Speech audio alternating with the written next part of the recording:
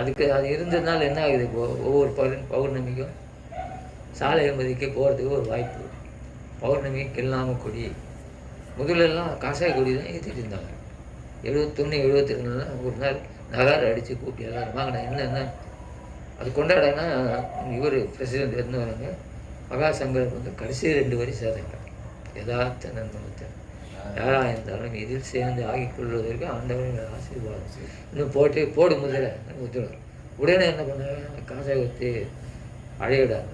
ஏன் தெய்வம் உள்ளே வந்து பிரசிடென்ட் கொண்டாச்சு வெண்கொடி ஏற்றணும். புரியல எங்களுக்கு.